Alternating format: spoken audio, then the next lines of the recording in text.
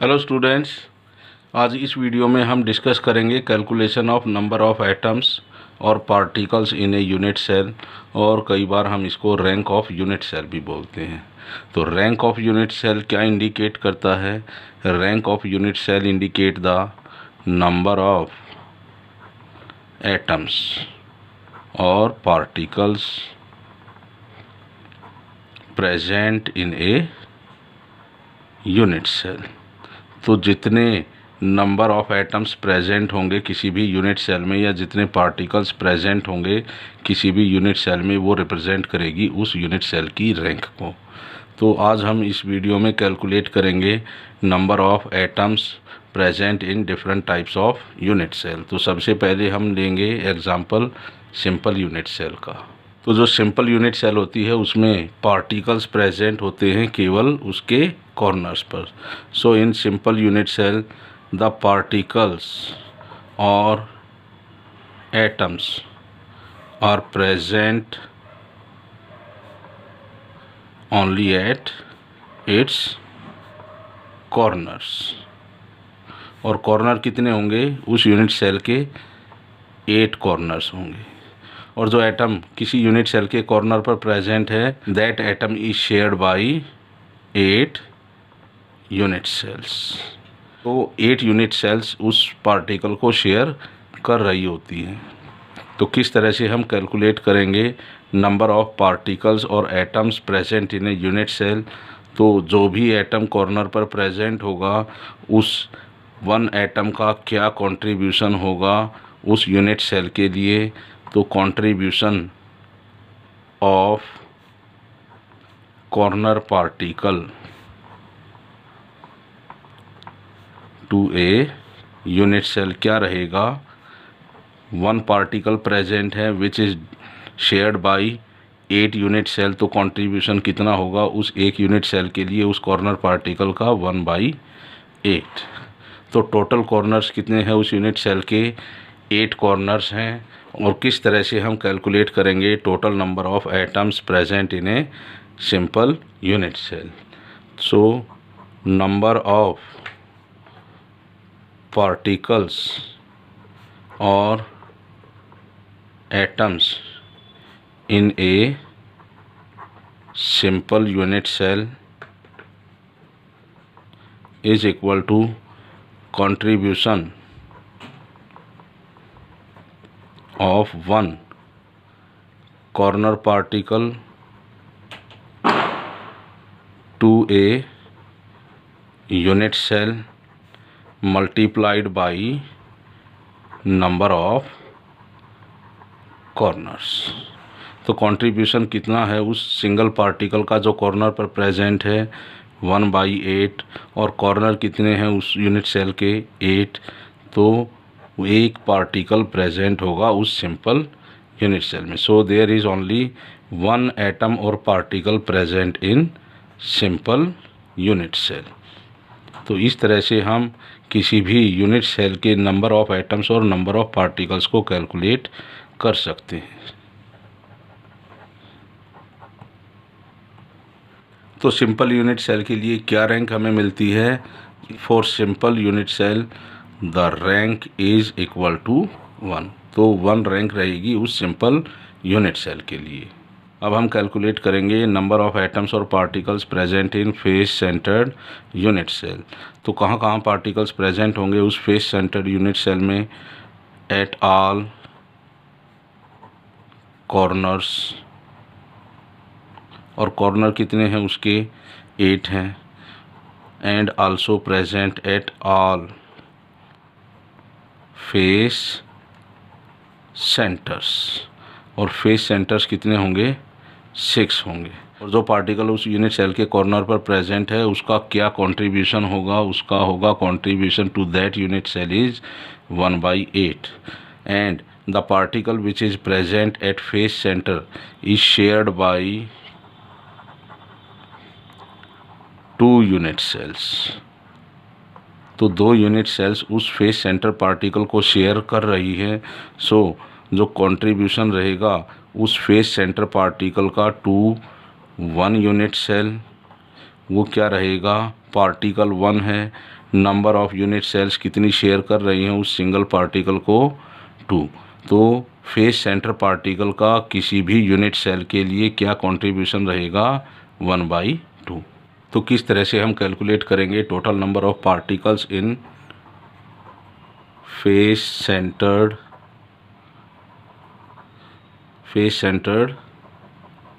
Unit cell में। तो इसको कैलकुलेट करेंगे हम total contribution of all corner particles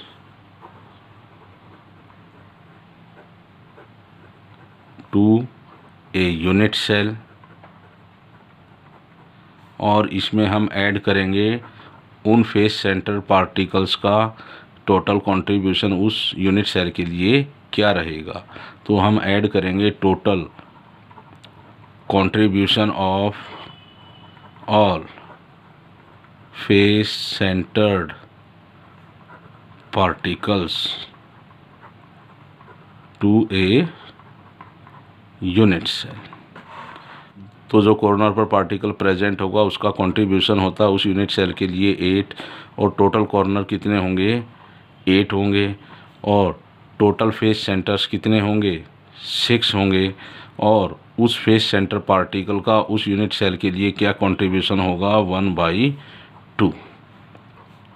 तो इस तरह से तो यहाँ हमें सभी कॉर्नर से 1 पार्टिकल मिलता है उस यूनिट सेल के लिए, और जितने भी फेस सेंटर्स होंगे उनसे हमें 3 पार्टिकल्स मिलेंगे उस यूनिट सेल के लिए। तो जो टोटल नंबर ऑफ एटम्स या पार्टिकल्स प्रेजेंट होंगे उस फेस सेंटर्ड यूनिट सेल में वो कितने होंगे, 4, और 4 ही क्या रहेगी उस फेस सेंटर्ड यूनिट सेल के लिए rank for face centred unit cell. अब हम कैलकुलेट करेंगे नंबर ऑफ एटम्स और particles present in body centred unit cell. तो उस बॉडी सेंटर्ड यूनिट सेल के कितने कॉर्नर्स होंगे, 8 कॉर्नर्स होंगे, और उन सभी कॉर्नर्स पर 8 पार्टिकल्स प्रेजेंट होंगे। और जो एटम या पार्टिकल प्रेजेंट है यूनिट सेल के कॉर्नर पर उसका क्या कंट्रीब्यूशन होगा टू दैट यूनिट सेल। तो 1 यूनिट सेल के लिए उस कॉर्नर पार्टिकल का क्या कंट्रीब्यूशन होगा, वो होगा 1/8। बॉडी सेंटर पर कितने पार्टिकल प्रेजेंट होंगे, there is only 1 particle at body centre, and this body centre particle is not shared by any other unit cell, not shared by any other unit cell. तो totally वो single particle उसी ही unit cell में present होगा।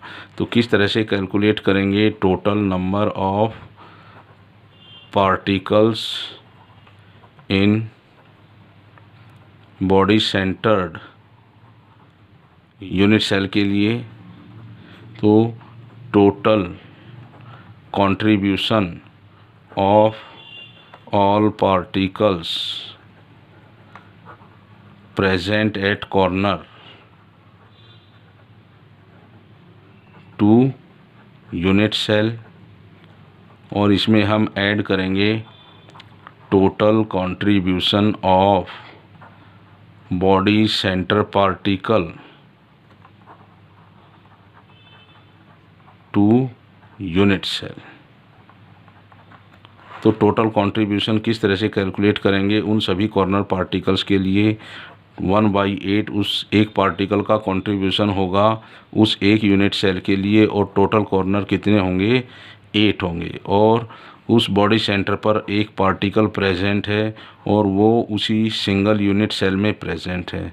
तो 8 से 8 यहाँ divide हो जाएगा, तो हमें 1 + 1 = 2 पार्टिकल्स या एटम्स मिलते हैं उस बॉडी सेंटर यूनिट सेल के लिए। बॉडी सेंटर यूनिट सेल के लिए क्या रैंक रहेगी, rank for body centre particle = 2। तो इस तरह से हम number of atoms present in a unit cell को कैलकुलेट कर सकते हैं जब हमें पता होगा कि किस लोकेशन पर वो पार्टिकल या एटम प्रेजेंट है और उस एटम का क्या कंट्रीब्यूशन होगा उस पर्टिकुलर यूनिट सेल के लिए, और इस तरह की कितनी लोकेशंस प्रेजेंट होंगी उस यूनिट सेल में। अब हम एक न्यूमेरिकल सॉल्व करेंगे, उसमें हम कैलकुलेट करेंगे number of different atoms present in that single unit cell. तो क्या स्टेटमेंट है उसकी, calculate the formula of compound which is found by 3 elements A, B and C, कि एक कंपाउंड है वो 3 एलिमेंट्स के कम्बिनेशन से बना है A, B और C से, जिसमें वो क्रिस्टलाइज होगा इन क्यूबिक स्ट्रक्चर। तो उस कंपाउंड में जो यूनिट सेल होंगी वो क्यूबिक यूनिट सेल्स होंगी, और उस यूनिट सेल में जो एटम्स A प्रेजेंट होंगे उस यूनिट सेल के सभी कॉर्नर्स पर प्रेजेंट हैं। जो B एटम्स प्रेजेंट होंगे वो उस यूनिट सेल के फेस सेंटर्स पर प्रेजेंट हैं, और जो C एटम्स होंगे वो उस यूनिट सेल के बॉडी सेंटर पर प्रेजेंट हैं। तो किस तरह से हम कैलकुलेट करेंगे इस कंपाउंड के लिए फॉर्मूला। तो जो A एटम्स होंगे, A एटम्स कहाँ प्रेजेंट हैं, एट कॉर्नर्स, और यूनिट सेल कैसी है अपनी, क्यूबिक यूनिट सेल है। और B एटम्स कहाँ प्रेजेंट होंगे, B atoms are at face centres and C atoms are present at body centres. तो यहाँ हमें हर एटम के लिए कंट्रीब्यूशन को कैलकुलेट करना होगा उस पर्टिकुलर यूनिट सेल के लिए। तो ये एटम कहाँ प्रेजेंट है, उस यूनिट सेल के कॉर्नर पर। तो सिंगल पार्टिकल का उस यूनिट सेल के लिए क्या कंट्रीब्यूशन होगा उस A एटम का, वो रहेगा 1/8, और कॉर्नर कितने हैं उस यूनिट सेल के, 8। अब हम कैलकुलेट करेंगे total number of B atoms in that unit cell, और B एटम्स प्रेजेंट हैं फेस सेंटर पर, और जो फेस सेंटर पार्टिकल होगा उसका क्या कंट्रीब्यूशन होगा सिंगल यूनिट सेल के लिए, वो होगा, और टोटल कितने फेस सेंटर होंगे उस यूनिट सेल में, 6, और 6 से हम 1/2 को मल्टीप्लाई कर देंगे। अब हम नंबर ऑफ C एटम्स देखेंगे कि उस यूनिट सेल में कितने C एटम्स प्रेजेंट हैं, और C एटम्स कहाँ प्रेजेंट होंगे उन यूनिट सेल्स में, एट बॉडी सेंटर्स। और बॉडी सेंटर पार्टिकल का उस यूनिट सेल के लिए क्या कंट्रीब्यूशन होता है, 1, और उस यूनिट सेल में केवल एक ही बॉडी सेंटर लोकेशन होगी। तो इस तरह से हम उस यूनिट सेल के लिए नंबर ऑफ एटम्स को कैलकुलेट करेंगे। तो 8 से 8 डिवाइड हो जाएगा, 6 हो जाएगा, और 1:1। तो यहाँ से हमें A एटम कितने मिलेंगे, 1, B एटम कितने मिलेंगे, 3, और C एटम कितने मिलेंगे, 1। तो टोटल पार्टिकल अगर हम कैलकुलेट करें उस सिंगल यूनिट सेल के लिए, वो हमें मिलता है 5, और 5 is the rank of unit cell. और कंपाउंड का फॉर्मूला क्या रहेगा, A, B, C, और A एटम्स कितने प्रेजेंट हैं उस यूनिट सेल में, 1, B एटम्स प्रेजेंट हैं 3, और C एटम्स प्रेजेंट हैं 1। तो फॉर्मूला क्या रहेगा उस यूनिट सेल के लिए, AB3C। जो सेकेंड न्यूमेरिकल है उसमें भी हमें किसी कंपाउंड का फॉर्मूला कैलकुलेट करना होगा। क्या स्टेटमेंट है इस न्यूमेरिकल में, a compound is found by 2 elements X and Y which are forming cubic structure. तो 2 एलिमेंट्स हैं X और Y जो क्यूबिक स्ट्रक्चर बना रहे हैं, where X atoms are present at the corners of unit cell, और Y atoms are present at alternate faces of unit cell. Calculate the formula of compound. तो इस statement में दिया गया है कि 2 एलिमेंट्स हैं X and Y which are forming a cubic structure, और जो X एटम्स हैं, X एटम्स कहाँ प्रेजेंट हैं, कॉर्नर्स पर, और जो Y एटम्स हैं, Y atoms are present at alternate faces. तो जो ये कॉर्नर हैं इन सभी पर एक्स एटम्स प्रेजेंट हैं और जो वाई एटम्स प्रेजेंट हैं वो अल्टरनेट फेस सेंटर्स पर प्रेजेंट है।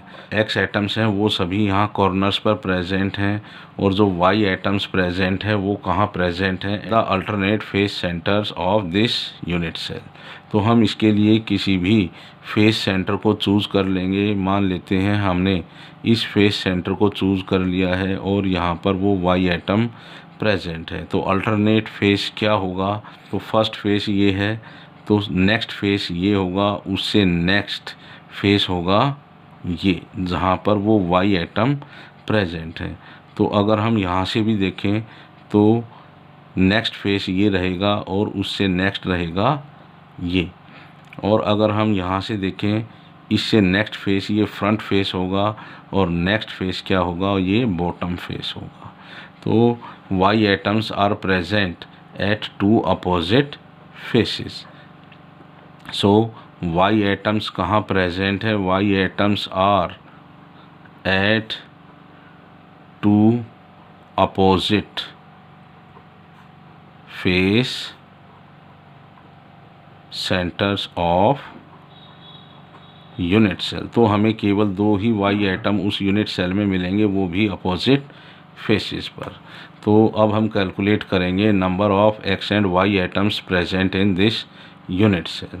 तो एक्स एटम्स कैलकुलेट करने के लिए हम वही फार्मूला यूज़ करेंगे कि जो एक्स एटम कॉर्नर पर प्रेजेंट है उसका क्या कंट्रीब्यूशन होगा उस यूनिट सेल के लिए, 1/8 होगा। और टोटल कॉर्नर्स कितने हैं इस यूनिट सेल में, 8। और वाई एटम्स कितने प्रेजेंट होंगे इस यूनिट सेल में जो फेस सेंटर्स पर प्रेजेंट हैं। Y atom is present at face centre of unit cell. So इसका कंट्रीब्यूशन क्या रहेगा इस यूनिट सेल के लिए, 1/2। और टोटल कितने फेस सेंटर्स पर पार्टिकल्स प्रेजेंट हैं, वाई एटम्स प्रेजेंट हैं 2 फेस सेंटर्स पर। तो टोटल हमें 1 एक्स एटम मिलेगा उस यूनिट सेल में और टोटल 1 वाई एटम मिलेगा उस यूनिट सेल के लिए। तो टोटल नंबर ऑफ एटम्स कितने हो जाएंगे उस यूनिट सेल के लिए, 2, and 2 is the rank of this unit cell. तो क्या फार्मूला रहेगा इस यूनिट सेल के लिए, X Y, number of X atoms in this unit cell is 1 and number of y atoms in this unit cell is also equal to 1। तो formula रहेगा इस unit cell के लिए x y। थर्ड न्यूमेरिकल है, उसमें statement दी गई है potassium crystallises in body centred unit cell. तो पोटेशियम जब क्रिस्टलाइज करता है, तो जब भी पोटेशियम का क्रिस्टलाइजेशन होता है तो वो बॉडी सेंटर्ड यूनिट सेल बना रहा है और 4 ग्राम हमें पोटेशियम दिया गया है। तो उस 4 ग्राम पोटेशियम में कितनी यूनिट सेल्स होंगी, हमें इसी को कैलकुलेट करना है। तो हमें कैलकुलेट करना है कि 4 ग्राम पोटेशियम में कितनी यूनिट सेल्स प्रेजेंट हैं, जबकि जो पोटेशियम क्रिस्टलाइज हो रहा है यहाँ पर वो बॉडी सेंटर्ड यूनिट सेल बना रहा है। तो किस तरह से हम इसको सोल्व करेंगे, सबसे पहले हमें कैलकुलेट करना होगा टोटल नंबर ऑफ पार्टिकल्स और potassium atoms in body centred unit cell. तो number of potassium atoms in body centred unit cell, जो पार्टिकल्स प्रेजेंट होंगे कहाँ कहाँ प्रेजेंट होंगे, एट ऑल कॉर्नर्स। तो पोटेशियम एटम्स कहाँ प्रेजेंट होंगे, एट ऑल कॉर्नर्स। और इसके साथ साथ कहाँ होंगे, at body centre of unit cell. तो इन्हीं का हम यूज़ करेंगे total number of potassium atoms present in a body centred unit cell. और जैसा हमें पता है कि जो पार्टिकल, जो एटम कॉर्नर पर प्रेजेंट होगा किसी भी यूनिट सेल के, उसका उस यूनिट सेल के लिए क्या कंट्रीब्यूशन होगा, 1/8। और टोटल कॉर्नर्स कितने होंगे उस यूनिट सेल में, 8 होंगे। और इसमें हम ऐड करेंगे क्या कंट्रीब्यूशन होगा उस बॉडी सेंटर पार्टिकल का उस यूनिट सेल के लिए। केवल एक ही पार्टिकल प्रेजेंट होगा उस यूनिट सेल के बॉडी सेंटर में और वो केवल उसी यूनिट सेल में प्रेजेंट होगा, because the body centre particle is not shared by any other unit cell. तो यहाँ 8 से 8 डिवाइड हो जाएगा, 1 + 1। तो total number of 2 potassium atoms are present in body centered unit cell. तो इस यूनिट सेल के लिए जो रैंक रहेगी वो क्या रहेगी, इज इक्वल टू 2। अब हमें कैलकुलेट करना है number of potassium atoms present in 4 gram of potassium. तो मास जो दिया गया है हमें पोटेशियम का, मास ऑफ पोटेशियम कितना है, 4 ग्राम है, और एटॉमिक मास कितना है पोटेशियम का, 39 U है। तो इस 4 ग्राम पोटेशियम में कितने पोटेशियम एटम्स प्रेजेंट होंगे, हम मोल कंसेप्ट का यूज़ करेंगे यहाँ पर। तो number of potassium atoms in 4 gram potassium is equal to, तो मास को हम डिवाइड करेंगे मोलर मास से जो 39 ग्राम रहेगा, और इसको हम मल्टीप्लाई करेंगे एवोगाड्रो नंबर से 6.022 into 10⁻23 to calculate the total number of atoms present in 4 gram. अब number of unit cells calculate करने के लिए क्या फॉर्मूला होगा, नंबर ऑफ यूनिट सेल्स। तो नंबर ऑफ यूनिट सेल्स हम कैलकुलेट करेंगे, total number of potassium atoms को हम डिवाइड करेंगे number of atoms in 1 unit cell से। Total number of potassium atoms in 4 gram हमें क्या मिलते हैं, 4/39 इंटू 6.022 इंटू 10⁻23, और इसको डिवाइड करेंगे हम 2 से। तो 4/39 मल्टीप्लाइड बाई 2 इंटू 6.022 इंटू 10⁻23, और जब हम इसको सॉल्व करेंगे तो हमें मिलेगा 3.09 इंटू 10⁻22 यूनिट सेल्स। तो उस 4 ग्राम पोटेशियम में कितनी यूनिट सेल्स प्रेजेंट होंगी, 3.09 into 10⁻22 unit cells, because potassium crystallises in body centred unit cell, और बॉडी सेंटर्ड यूनिट सेल में कितने पोटेशियम एटम प्रेजेंट होंगे, only 2 potassium atoms are present in that body centred unit cell. Students, जो 4th numerical है उसकी statement में क्या दिया गया है, calculate the number of atoms present in a cubic unit cell having 1 atom at each corner of unit cell and 2 atoms are at each body diagonals of unit cell। तो ये unit cell है, cubic unit cell है, इसके हर corner पर एक atom present है, और जो इसके बॉडी डायगोनल होंगे उसके हर बॉडी डायगोनल पर भी 2 एटम्स प्रेजेंट हैं। तो बॉडी डायगोनल कैसे है, ये एक बॉडी डायगोनल है, इसके लिए हमें total number of body diagonals calculate करने होंगे इस यूनिट सेल के लिए। तो एक बॉडी डायगोनल यहाँ ऐसे हो जाएगा, दूसरा बॉडी डायगोनल ऐसे हो जाएगा, third body diagonal and fourth body diagonal, इस तरह से। So there are 4 body diagonals and each body diagonal contains 2 atoms and the atoms which are present at body diagonal are not shared by any other unit cells। तो total 4 body diagonals होंगे इस unit cell के लिए। तो कितने atoms होंगे उस body diagonal पर, सो क्या क्या दिया गया है इस यूनिट सेल में, atoms are at corners and 2 atoms at each body diagonal। So total body diagonal कितने हो जाएंगे, total body diagonals in this unit cell 4 and number of atoms at each body diagonal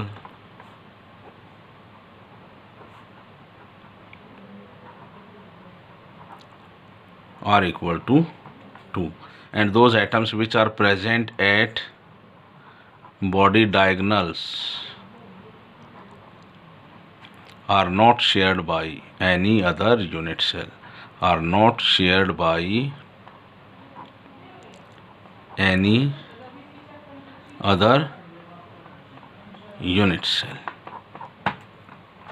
तो अब हम calculate करेंगे total number of atoms present in this type of unit cell. तो सबसे पहले हम contribution of all atoms to one unit cell which are present at corner वो calculate करेंगे। तो जो कॉर्नर पर एटम प्रेजेंट होगा उसका क्या कंट्रीब्यूशन होगा इस यूनिट सेल के लिए, वो रहेगा 1/8 और उसको मल्टीप्लाई करेंगे हम number of corners of this unit cell. तो यहाँ टोटल 8 कॉर्नर्स हैं। अब हम कैलकुलेट करेंगे total contribution of all atoms present at body diagonals of this unit cell. तो टोटल कितने एटम्स प्रेजेंट होंगे उस बॉडी डायगोनल पर, 2 which are not shared by any other unit cells, और जो टोटल बॉडी डायगोनल्स कितने होंगे इस यूनिट सेल में, 4। तो यहाँ 8 से 8 कैंसिल हो जाएगा, मिल जाएगा हमें 1 और 4 2 जा 8। तो total number of atoms present in this unit cell are 9 atoms. और इस यूनिट सेल की रैंक क्या रहेगी, rank of this unit cell is equal to 9। तो इसके लिए हमें ध्यान रखना होगा टोटल बॉडी डायगोनल्स कैलकुलेट करने होंगे इस यूनिट सेल के लिए। तो बॉडी डायगोनल क्या होगा कि 2 opposite corners present on 2 opposite faces, उनको हम ज्वाइन कर देंगे तो हमें उस यूनिट सेल के बॉडी डायगोनल का पता चल जाए। तो हमें उस यूनिट सेल का बॉडी डायगोनल मिल जाएगा। जैसे ये कॉर्नर है और ये बैकवर्ड फेस का ये अपर कॉर्नर है, इसको ज्वाइन करेंगे हम इस फ्रंट फेस के लोअर कॉर्नर के साथ। तो इस तरह से हमें यहाँ एक बॉडी डायगोनल मिल जाएगा। इसी तरह से ये जो अपर फेस है, ये जो अपर कॉर्नर होगा बैकवर्ड फेस का, उसको ज्वाइन करेंगे हम फ्रंट फेस के लोअर कॉर्नर से। तो एक बॉडी डायगोनल हमें यहाँ से मिल जाएगा और इस फ्रंट फेस का ये अपर कॉर्नर, इसको ज्वाइन करेंगे हम बैकवर्ड फेस के इस लोअर कॉर्नर से। तो हमें एक बॉडी डायगोनल यहाँ से मिल जाएगा और इसी तरह से इस फ्रंट फेस के इस अपर कॉर्नर को ज्वाइन करेंगे हम इस बैक फेस के इस लोअर कॉर्नर से। तो हमें यहाँ से भी एक बॉडी डायगोनल मिल जाएगा। और बॉडी डायगोनल्स पर जो पार्टिकल्स प्रेजेंट होंगे, एटम्स प्रेजेंट होंगे, they are not shared by any other unit sales.